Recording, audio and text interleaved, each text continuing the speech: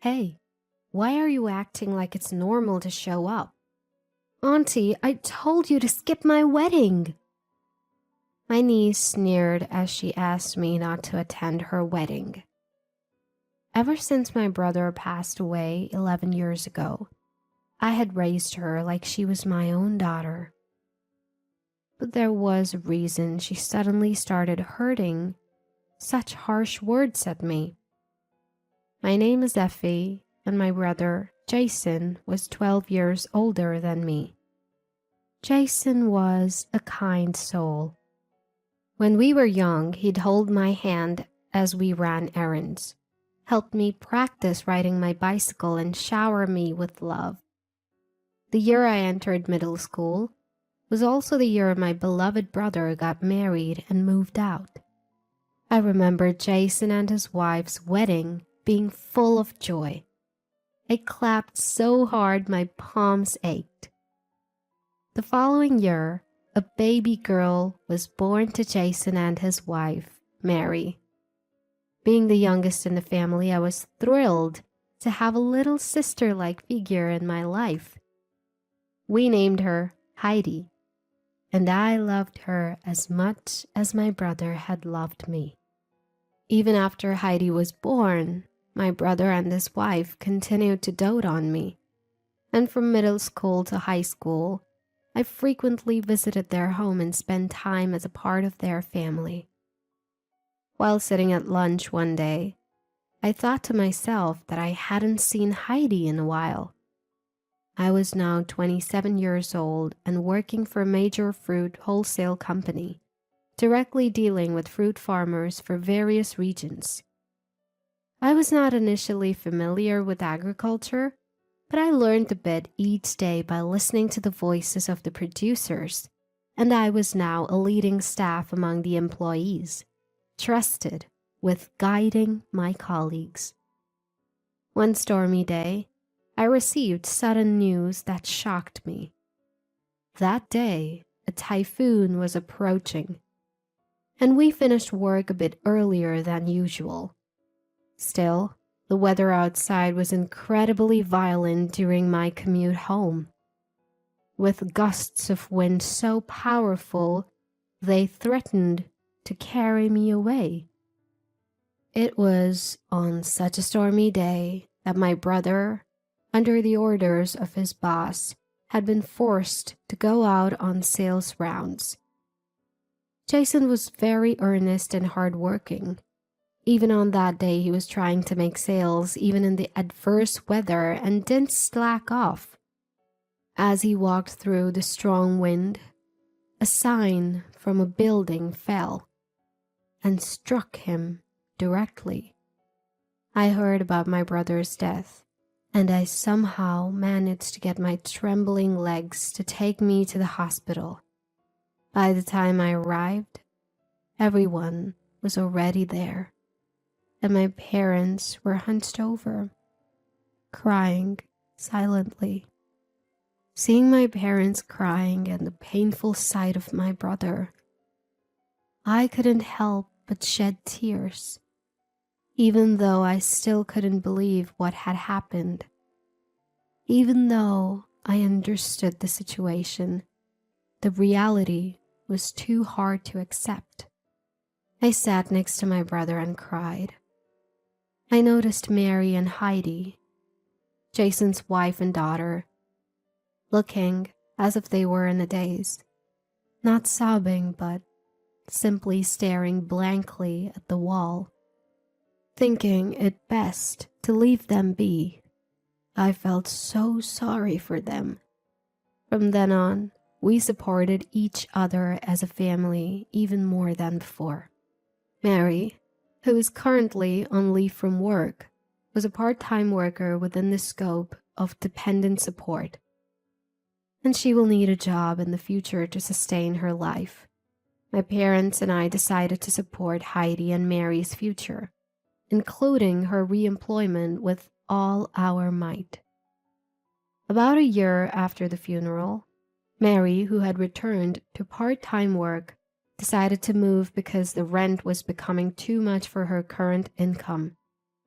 She had received compensation and workers' compensation insurance from Jason's company due to the accident at work. And of course, we agreed with Mary's prudent decision.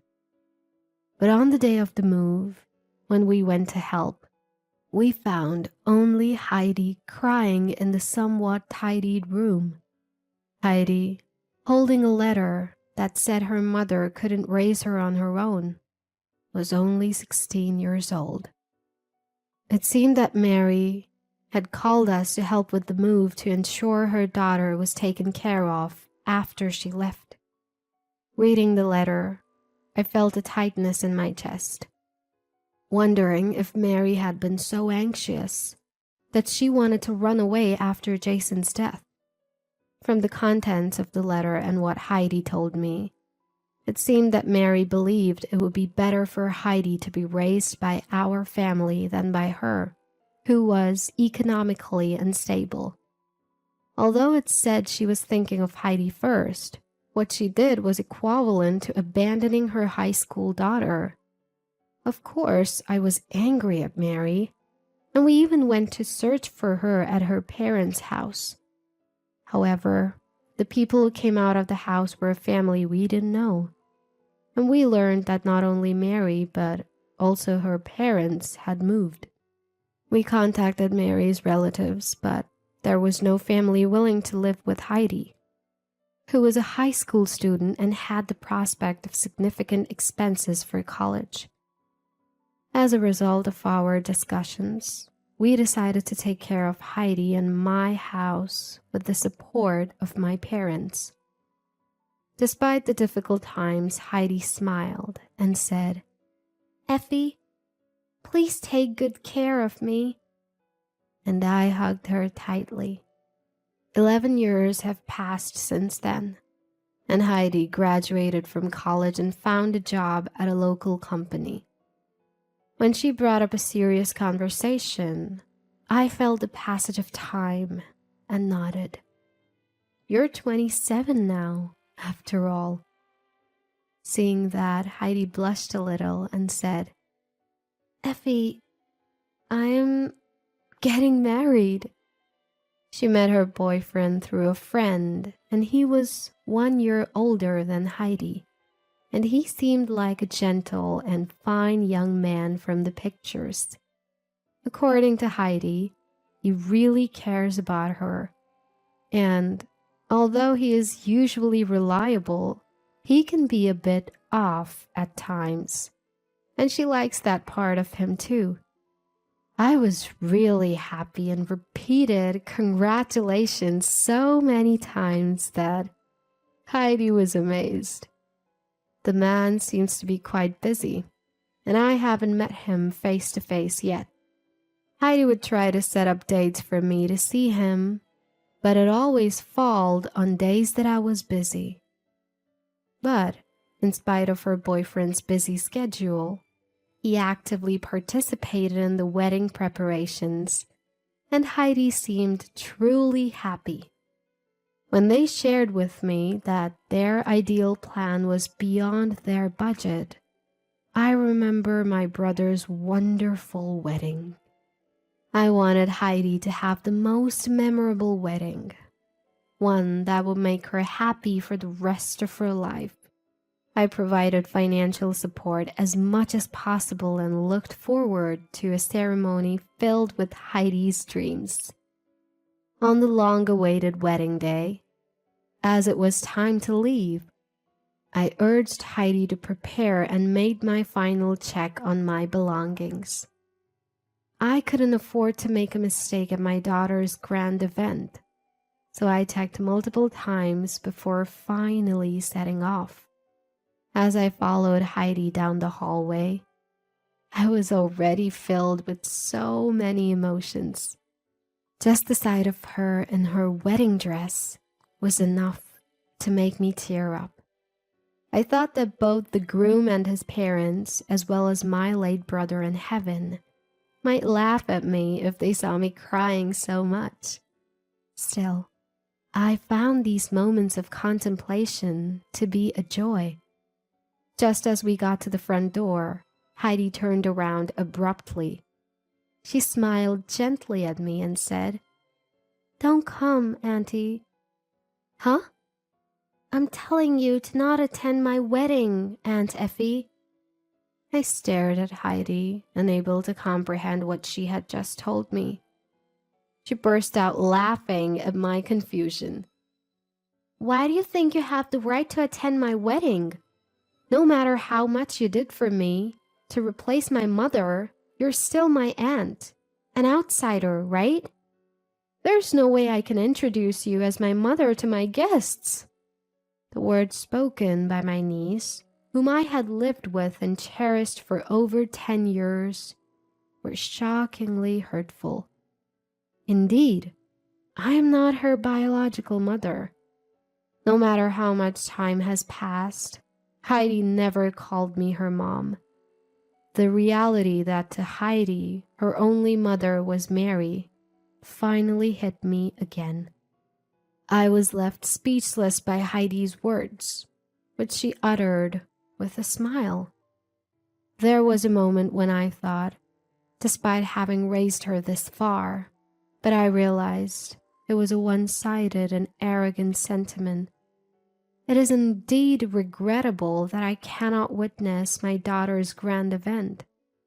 But if this is for Heidi's happiness, I will do as she says.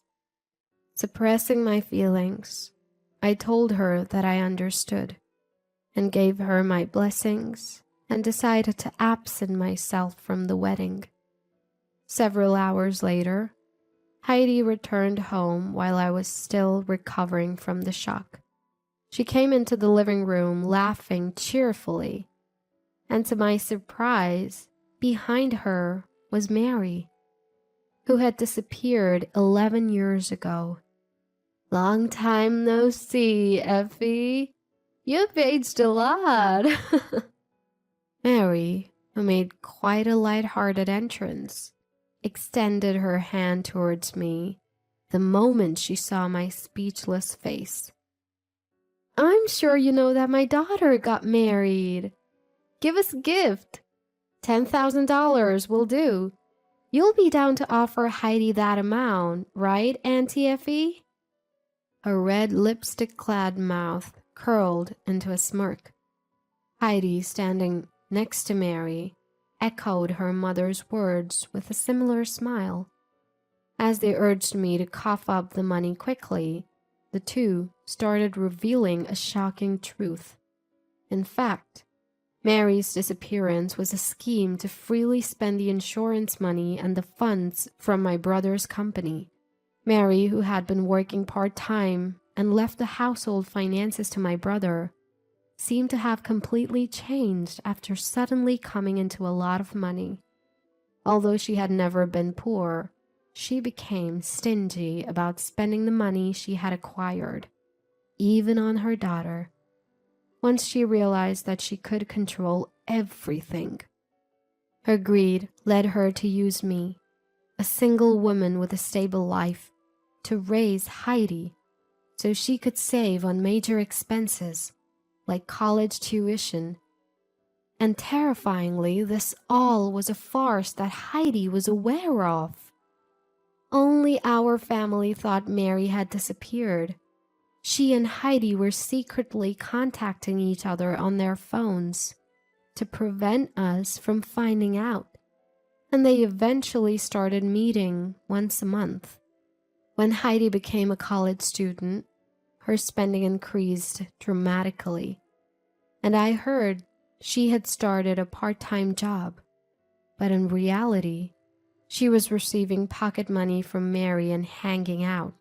For Heidi, who was in her partying phase, Mary, who gave her money and let her do as she pleased every month, was undeniably the best mother. That's why Heidi coldly laughed. She deliberately refused to call me mom, knowing how much I loved her as my daughter. After Mary finished revealing the truth about her disappearance, she laughed mockingly and said, "Oh, Did you perhaps use up all your savings and can't afford a gift anymore? But well, it was a more lavish ceremony than expected, so I'm proud as a mother who supported her financially for her wedding. Right, Auntie? Mom, you're so mean. From now on, you should save for yourself. I absolutely won't take care of you after your retirement. It was fun being your pretend daughter, but bye-bye now. The two of them laughed heartily, stating that they would take the wedding expenses as a combination of a wedding gift and severance payment. They declared to cut off ties with me and left the house, claiming to attend their after party and dinner with friends. Left behind, I was too overwhelmed by shock to comprehend the events of the past 11 years. About 30 minutes later, my parents arrived. They had been shocked at the wedding when Mary appeared as Heidi's mother, but didn't want to ruin their granddaughter's big day, so they stayed put until the ceremony ended. Afterwards, they had been looking for Mary. Unable to find her and unable to reach me, they decided to check on me at home. Seeing my parents, I broke down in tears. When I tearfully confessed everything about Heidi and Mary's scheme, my parents were furious. However, even if my parents wanted to talk directly, it seemed that Heidi had already switched off her phone and we couldn't reach her. We could have tried to locate Heidi through Jason's family, but we had raised Heidi because we wanted to. Confronting them would make us feel better because we never expected anything in return. We could have hired a lawyer to claim back my money, but I just didn't have the courage to sue my own daughter, whom I had cherished and raised for over 10 years. After discussing the situation, we decided to let it go, as they wished. We decided to sever our ties and bury everything in the past. Once free from the situation, I took the bold step of resigning from the company I had been working for and started my own fruit wine manufacturing business. I used domestically produced fruit that could be sold due to irregular shapes or fruits that were partially damaged due to weather conditions to develop and produce my products. My new venture, which I started with the idea of reducing fruit waste while still working at my previous company, gradually gained support from not only farmers but also various supporters due to the growing concern about food waste. Though it was challenging as I embarked on this new journey, the connections I made during my corporate career helped me immensely, and I made steady progress. The business that initially ran at a loss slowly started to increase its sales over 3 to 5 years, and the consistent growth made it a company to watch in the industry. One day, Heidi suddenly visited my office. She was already crying when she arrived and ran towards me as soon as she spotted me. Surprised, but not wanting to cause a scene, I took her into the reception room. Effie, I'm really sorry for everything. I've reflected on my actions and I need your help. I'm still like a daughter to you, right? After all, we lived together for such a long time. I'm really in trouble, Effie. Please help me financially. A woman, now well over 30, sobbed like a toddler. A receptionist who Heidi seemed to have pushed past arrived, out of breath with several other staff members, all trying to drag Heidi out of the office. Watching this scene, I felt disheartened. She was, after all, after my money. According to Heidi, by the time Mary had appeared before me, she had almost exhausted all the money she had. Unaware of this, Newlyweds Heidi and Jason expected support from Mary and willingly invited her to live with them. Initially, their life together seemed to go well, but everything changed when they built a new house. Heidi's husband took out a hefty loan to build a house with unique architectural features, expecting his mother-in-law to pay for it. Heidi wanted a kitchen with the latest equipment, and Mary, assuming her son-in-law was well off, chose the best from wallpapers to lighting for her room. Their loan turned out to be a heavy burden as everyone was relying on someone else's money. To make matters worse, their lifestyle was beyond their means, and Mary's money was already depleted. Even so, Mary, claiming to have given Heidi enough pocket money, started asking for money and never worked. This drove Jason to gambling out of stress from his mother-in-law's outrageous behavior. Unbeknownst to Heidi and Mary, Heidi's husband even accrued debt under their names, leaving their household finances in shambles, regardless of how much Heidi worked. "We're now trying to sell the house as his parents suggested, but we can't find any buyers. Mom gets fired every time she tries to work, and both my husband and I are exhausted from working overtime every day. You're the only one I can rely on, Effie. If I'm not happy, Dad wouldn't be able to rest in peace either, right?" Heidi, desperately appealing to me, reached her hand out while being escorted by my staff, smearing her face with tears and snot as she asked for money. I was slightly relieved to find that my heart was unmoved by this spectacle. The matter of this mother and daughter had firmly become a thing of the past in my mind. Finally, I broke my silence. "Do you have an appointment, ma'am? Our company is not a financial institution, so we cannot lend money to strangers. If you're in trouble, please consult a bank or consumer finance company." Stunned, Heidi was lost for words when I turned back her own phrase. Stranger. That one had pushed me to the abyss of despair. Maybe she thought that if she cried and pleaded, she would get help. I followed my staff and led Heidi to the company's entrance. When she still wouldn't budge, I gently pushed her shoulder, guiding her a step outside the entrance. Realizing that I was never going to be her ally, for the first time, Heidi called me Mom. "I don't have a daughter," I said. My words must have struck her hard as she turned white and ran away. After that incident, I started receiving spam texts from Heidi and Mary, which all centered around the dire financial situation. I ignored them all, but they persistently requested money or a loan. Seeing this, it's clear that they are struggling under a crushing debt. It would be a nuisance if they call my company's front desk, even if I block their calls. So I'm receiving a bunch of texts, but I have no intention of ever replying.